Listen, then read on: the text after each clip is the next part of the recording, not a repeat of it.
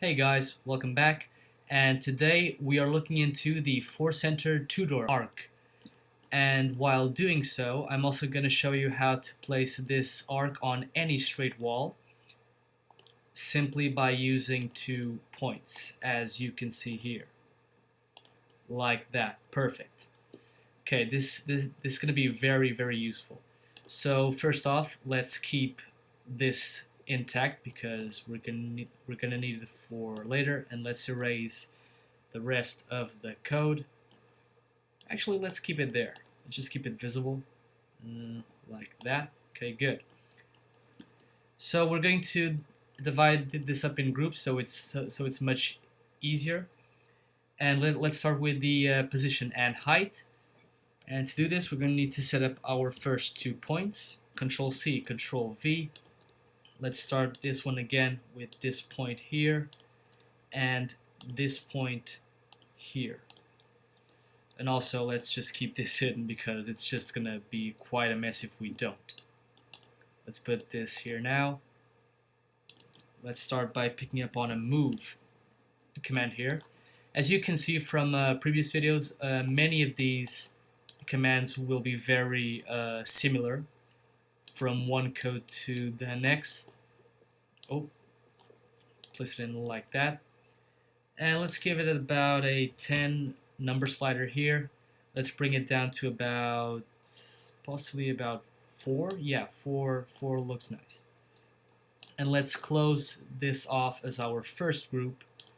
Let's call it position and height, like that. Okay.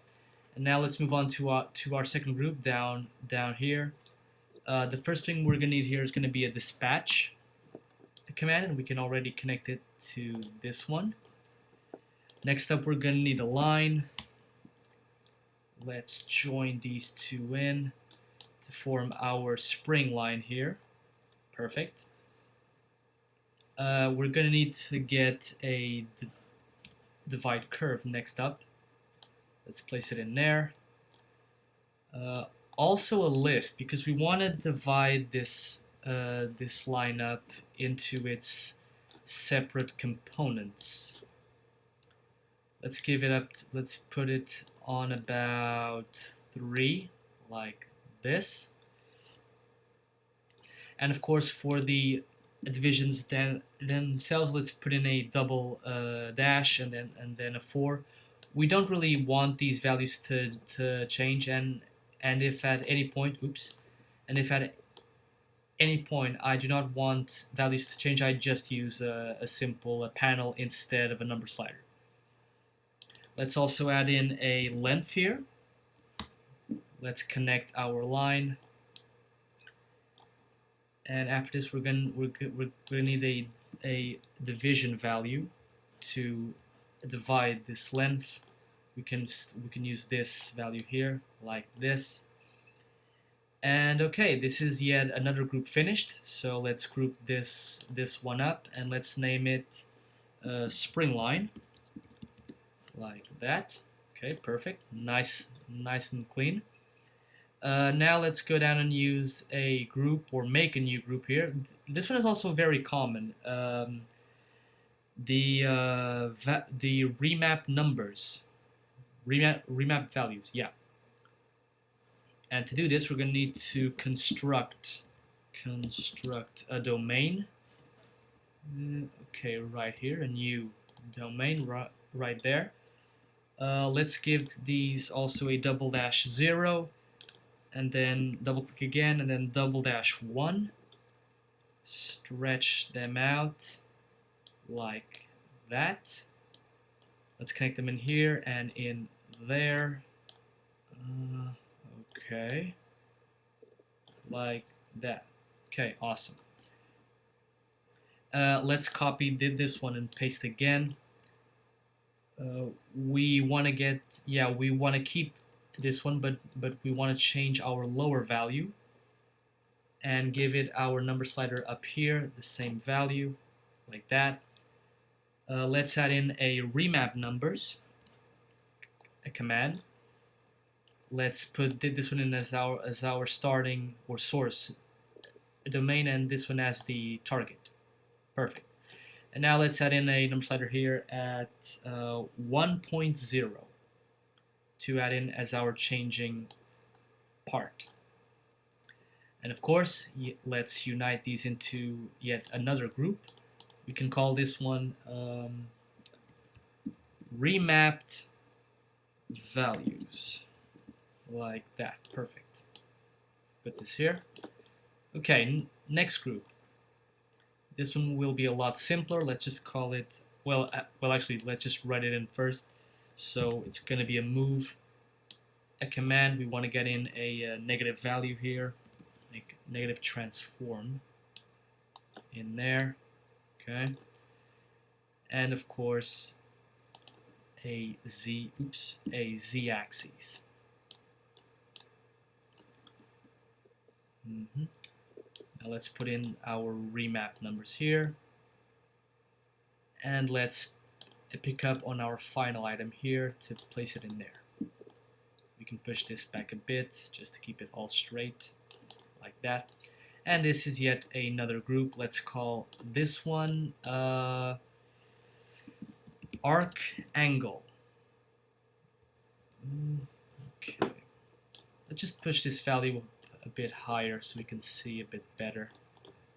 Yeah, that should do it. Let's push this a bit up like that, a bit upwards. Okay.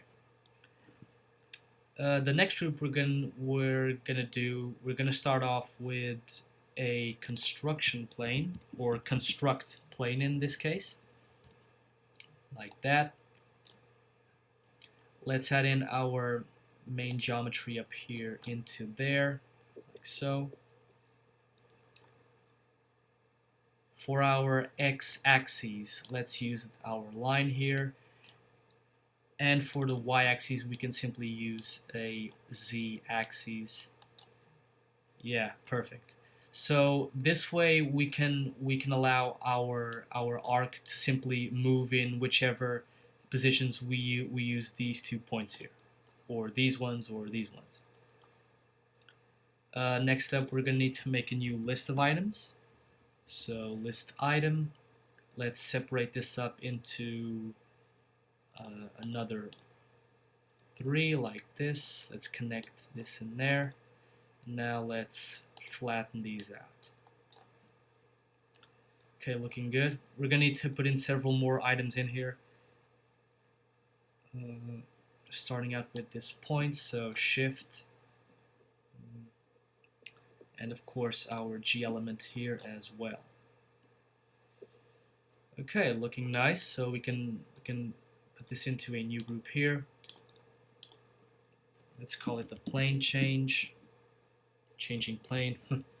Whatever you see fit, of course, will definitely work. Now, let's put in the next group down here. And to do so, we're going to do another move. We're going to put in a z-axis as well, like that.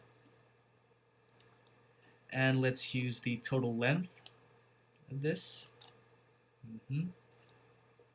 Like so. And for our geometry itself, we're going to use these points right there. And then afterwards we can use a line to connect this motion to the original point. Okay, and as you can see here, we now have this beautiful axis here. So let's call this group the main axis. In the future, we're going to use this this axis to essentially rotate the curve's profile to form our fully completed arc. Yeah. And for this last part, we're gonna put in a scale value right here, a line value. Let's connect these. Let's connect this one here to form in our geometry. To form this arc, we're going to need to pick up on this point here, plus this one here. Yeah, looking good. Exactly what we need.